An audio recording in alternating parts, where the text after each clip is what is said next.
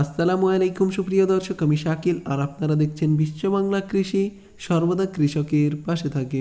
বন্ধুরা, শিমের বীজ থেকে চারা তৈরি করা খুবই গুরুত্বপূর্ণ স্টেপ, এবং এর চেয়েও গুরুত্বপূর্ণ স্টেপ হচ্ছে কিভাবে চারা গাছ রোপণ করতে হবে। বন্ধুরা, এই ভিডিওতে দেখাবো শিমের চারা গাছ কিভাবে রোপণ করতে হয় এবং শিম গাছে কিভাবে আপনারা 3G কাটিং করবেন, এই সংক্রান্ত এই ভিডিও থেকে জানতে পারবেন।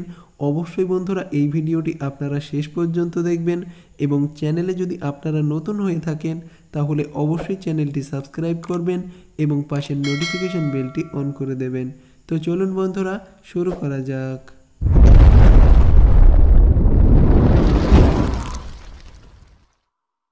বন্ধুরা, ইতিমধ্যে আপনারা দেখেছেন কিভাবে শিমের বীজ থেকে চারা তৈরি করতে হয়, এই সংক্রান্ত বিস্তারিত। যদি ভিডিওটি না দেখে থাকেন তাহলে আই বাটনে ক্লিক করে ভিডিওটি দেখতে পারেন এবং চ্যানেলটি ভিজিট করে দেখতে পাবেন, এবং ডিসক্রিপশন বক্সে আমি লিংক দিয়ে দিচ্ছি, সেখান থেকে আপনারা ভিডিও দেখতে পারেন। বন্ধুরা, শিম গাছটি 10 দিন প্রায় বয়স হয়ে গেছে এবং গাছটি মাটিতে রোপণ করা হয়নি। তার ফলে এই গাছটি অনেকটা বড় হয়েছিল এবং নিচের দিকে ঝুঁকে গেছে, লতাটি আস্তে আস্তে শুকিয়ে যাচ্ছে। এই লতাটিকে আমি কেটে দিলাম, এটা হলো 1G এবং খুবই সুন্দর আরেকটা লতা বার হয়েছে।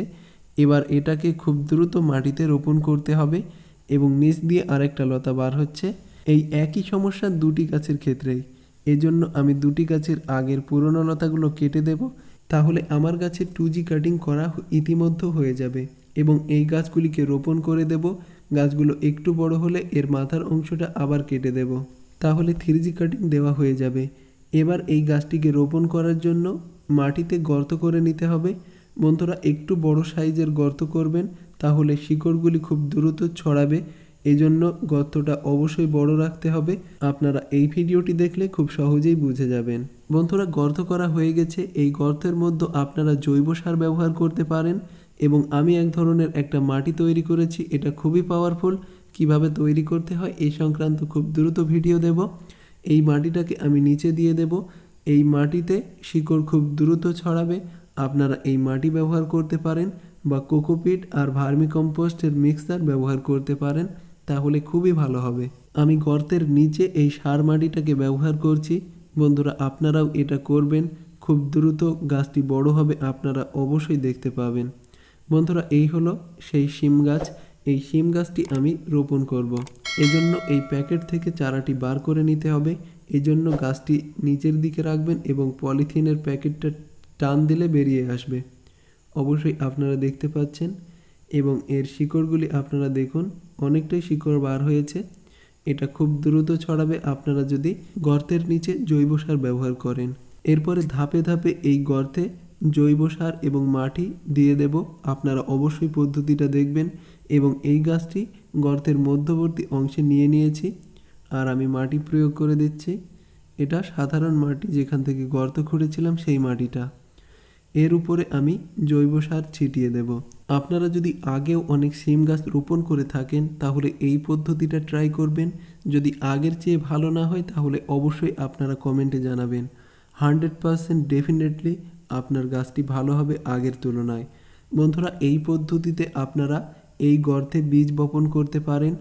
আর রাসায়নিক সার যদি ব্যবহার করেন তাহলে 15 দিন পর বীজ বপন করবেন, তাহলে রেজাল্টটা খুবই ভালো হবে।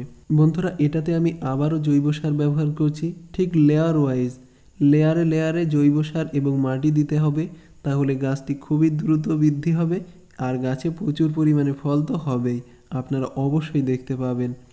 বন্ধুরা, এখানে আমি সারি সারি 4-5টা ভ্যারাইটির সিম গাছ রোপণ করব। আপনারা অবশ্যই সব সিমগুলি দেখতে পাবেন। কমিউনিটিতে আমি পোস্ট করব, আপনারা অবশ্যই দেখতে পাবেন এবং যখন সিম হবে সেটাও তো আপনারা অবশ্যই দেখতে পাবেন। বন্ধুরা, এখানে আমি 4টি ভ্যারাইটির সিম গাছ রোপণ করছি।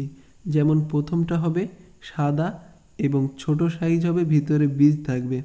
দ্বিতীয়টা সবুজ রং হবে, লম্বা হবে, ভিতরে প্রচুর পরিমাণে বীজ থাকবে। আরেকটা কামরাঙার মতো দেখতে হবে।